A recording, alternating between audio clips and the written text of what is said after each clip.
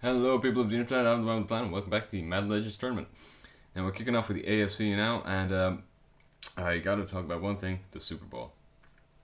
Can I just say that was a fucking unbelievable game?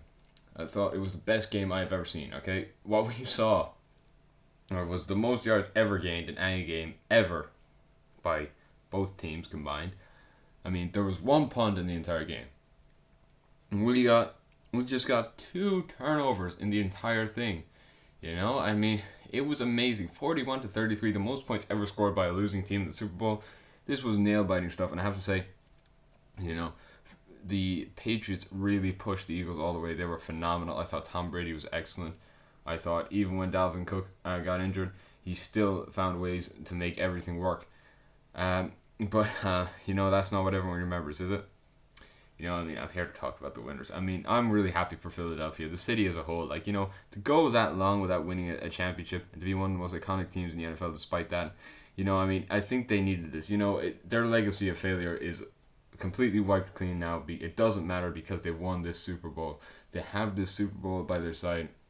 And now, no matter what, no one can ever take that away from them. And I think that is, that's just something that makes me happy, because I'm a Bucks fan. We were there too, we were a laughing stock until we won a Super Bowl too, so, anyway, let's talk about the players.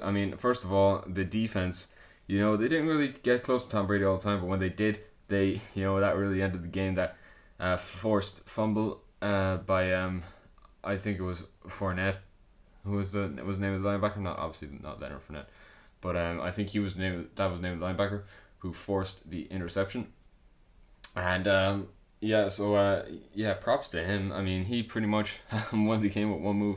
But the MVP is who we're here to talk about, really. It is Nick Foles. Foles had an unbelievable game. Him and Doug Peterson. Just the two of them. Peterson being so bold in his play calling was exactly what the Eagles needed. I don't think they would have done as well. Even if they had Carson Wentz in, I don't think they would have done as well if they were more conservative in their play calling. I think they needed to just come out there and blow the Patriots away because that's the only way you could defeat Tom Brady. And Nick Foles was the perfect catalyst that Doug Peterson needed. He stepped up to the plate. There were so many people doubting him, not even before the Super Bowl, but even if they would actually make it past the Atlanta Falcons. And, every time there was doubts raised, the Eagles just obliterated those doubts. And I have to say, even though I'm not an Eagles fan, and even though the Eagles have a foul reputation for their fan base, I have to take my hat off to them. It's a phenomenal season that ended in a phenomenal way. Congratulations to the Eagles, congratulations to Nick Foles, and congratulations, to Merrill Reese too. Because he's a play-by-play announcer who I really love, almost as much as our own. But he deserved it more than anybody. So congrats, Philly. You finally have the Super Bowl under your ring. The jokes are over, but something is starting now, and that is the game of the week, or the 2 games of the week, rather. I'm probably not going to do the second one just because I have to read the table just to show you where everyone is. So anyway, first of all is the Indianapolis Colts and Baltimore Ravens. And much like the Super Bowl, this was a pretty amazing game. Okay, so we got Peyton Manning driving down the field in the first drive, throws it to Reggie Wayne, gets the touchdown, start off the game. Good job for Indianapolis. First of all, historical context behind this, right? I believe this is why I chose it. Anyway, so Joe Flacco answers, and he's going up against Peyton Manning, so it's pretty important for him to answer. That's Derek Mason, I believe, with the touchdown reception there. So then you got Joe Flacco. Flacco looking, throws to his left, and he's picked off in the end zone. That is a disaster for the Ravens, just as they were doing so well. And it's Laird, I think it's Butch Laird, who's going to go the entire way with the football, not slowing down, not being tackled. He's into the end zone, and it's a touchdown for the Indianapolis Colts. So they're returning, the Colts moved to Indianapolis. They're coming back to Baltimore, and they mean business. So then Mike Vanderjagt from almost the halfway line kicks over a phenomenal field goal, making it a 17-7 game. And then in the second half, Manning throws, and he hits Billy Brooks for the touchdown reception. So it's a 24-7 game, and it's not getting any easier for the Baltimore Ravens, as I think this is Peyton Manning, just because I switched out for Johnny Unitas and John Mackey. It's Joe Flacco who finally needs something to go his way, and he gets this pass out to Torrey Smith, and it looks like the Ravens finally might have something going their way. But fate is cruel because that flag is going to bring the ball back.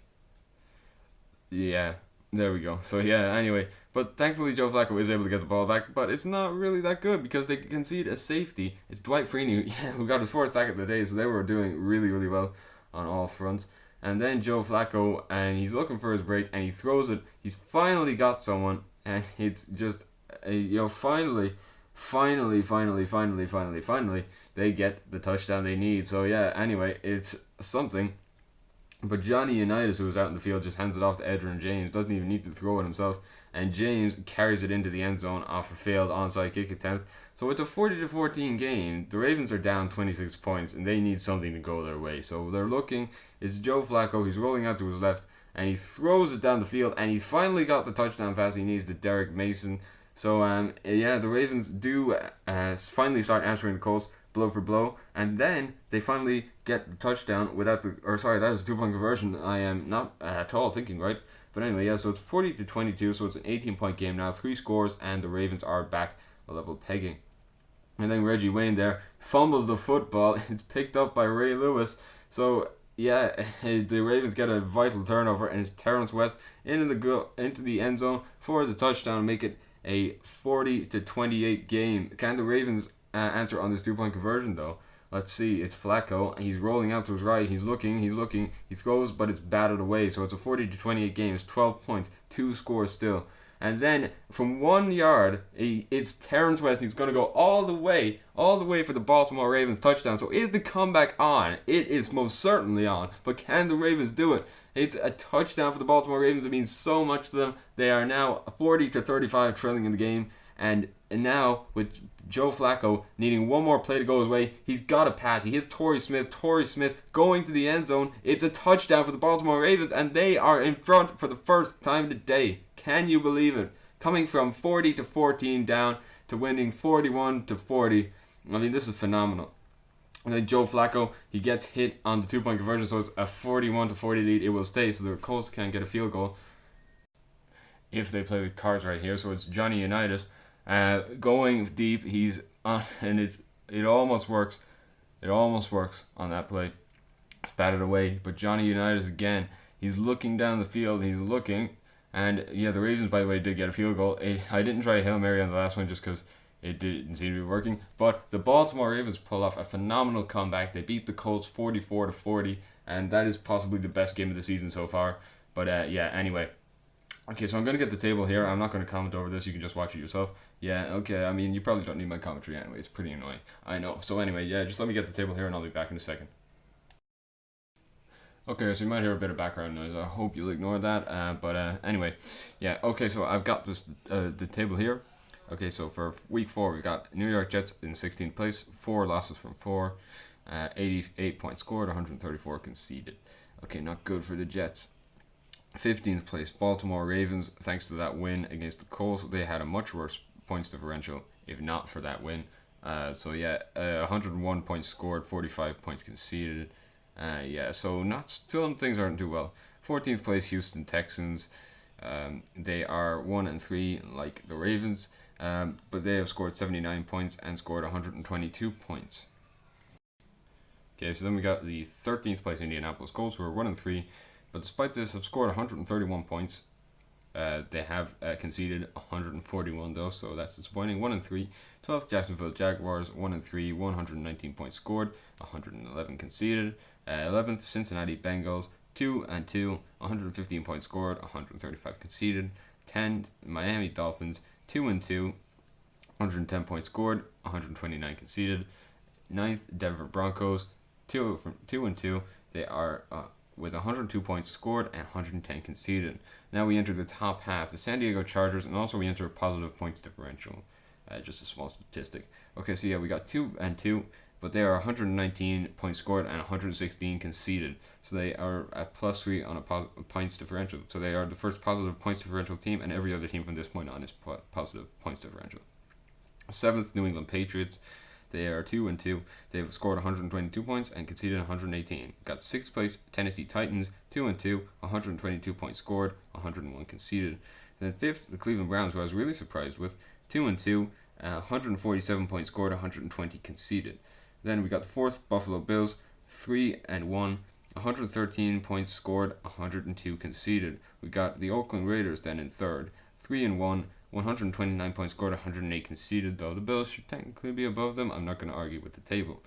2nd, Kansas City Chiefs, the first of the two perfect teams so far. 4-0, 156 points scored, 123 conceded. And then the Pittsburgh Steelers, 4 out of 4, 121 points scored, 59 conceded. So anyway, that's the NFL table. The Pittsburgh Steelers lead the pack. The New York Jets holding up the tail end, as to be expected from the opening game. But yeah, anyway, I've been the man with the plan. Thank you for watching my videos. And if you'd like to see more videos like this, then please like, comment, and subscribe. And I will see you in the next video, which will hopefully be something different, just as a hint of what it is, as soon as I can get my hands on the laptop and I can stop using the SHAREfactory that is built into my PS4, which, I'm not going to lie, kind of sucks. Okay then, see you next time, guys.